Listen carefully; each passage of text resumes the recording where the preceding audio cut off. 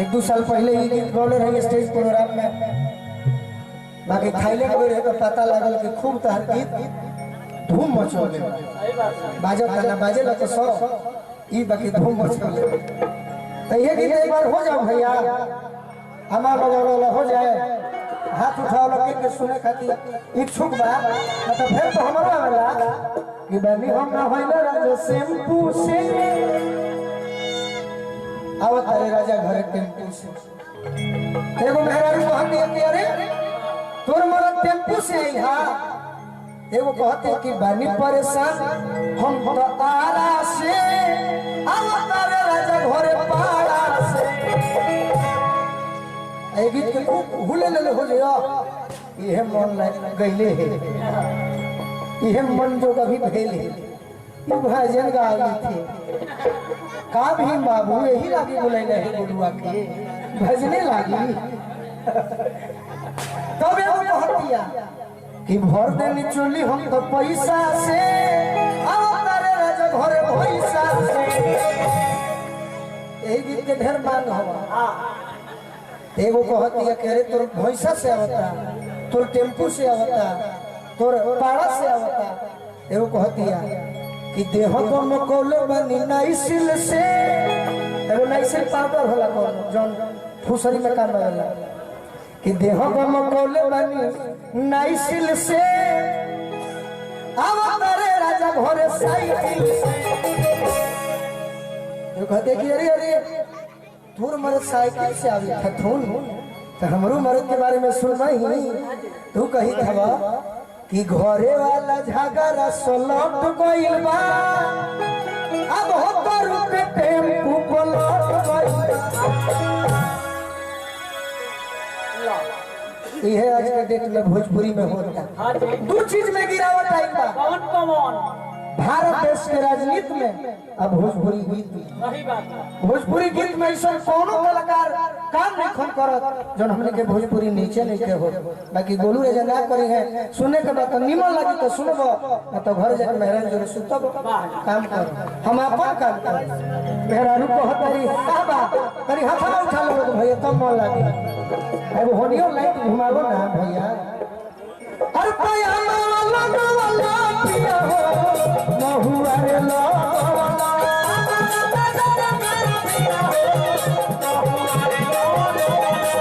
ओ पिया महुआ रे लगवाला ओ पिया महुआ रे लगवाला काहे ना लगवाला पिया हो, अरे काहे ना लगवाला पिया हो दुनिया रे कोचिया काहे ना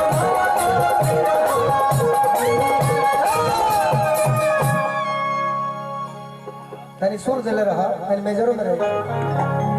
एगो बात देखिए हम घर जीवन से पहिला जितना छोट भाई बैठल रहे सब तो गीत हम पहिला चाचा जी की हरि के भजन में जीवन बना ले रे पगला कि हरि गुण गा के जीवन बना ले रे पगला। हरि के भजन ना कैला तो घर के न घाट के भइला अपना देहिया के पाके जीवन बना ले रे पगला। जरा हरि से प्रेम होई, प्रभु जी से प्रेम होई, माई से प्रेम होई तो ई जो तक गीत होई एक बार दोनों प्रेम से हाथ उठा ली सरकार एक बार। यही गीत बहुत है ओकर बाद मत उठाई हम लोग फिर हम उठावे के मौका दे ना उठा लो आ गीत के दम तो हो भैया वाला दबला भगुआ रे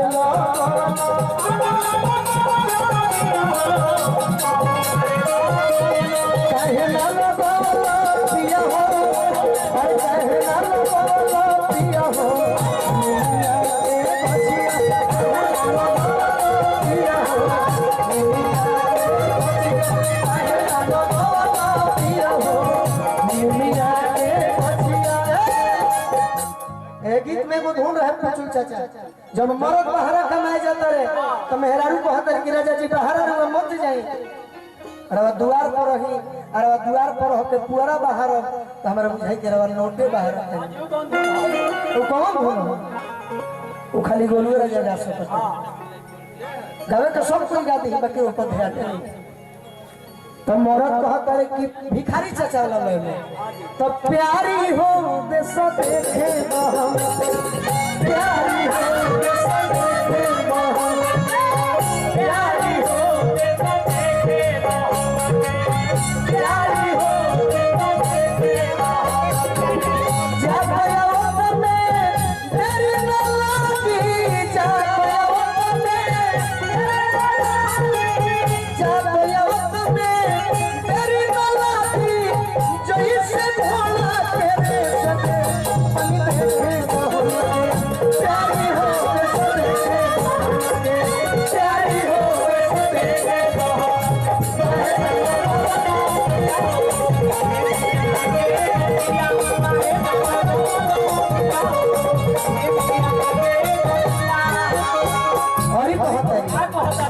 निमिये हो घरवा माई के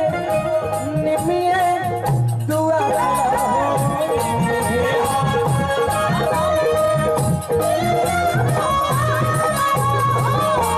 निमिये हो घरवा निमिये हो अरे निमिये हो घरवा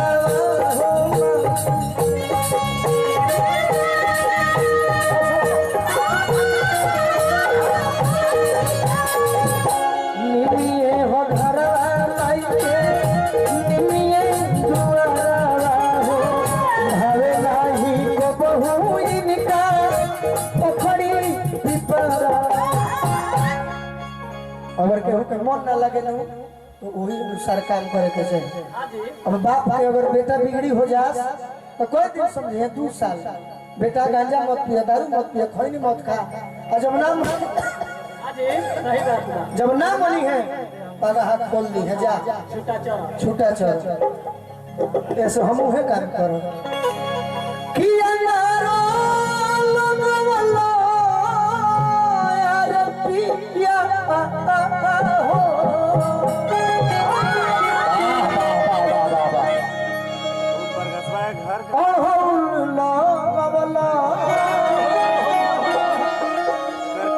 कहना लगवलो पिया हो निमिया के गोछिया बाकी अंत समय में भजन के अगर बात होकर संदीप बाबा के भाई संदीप बाबा चाहे हंदीप बाबा तो हम ये बात कहिला कि श्री सीताराम अब बोलाए जवाना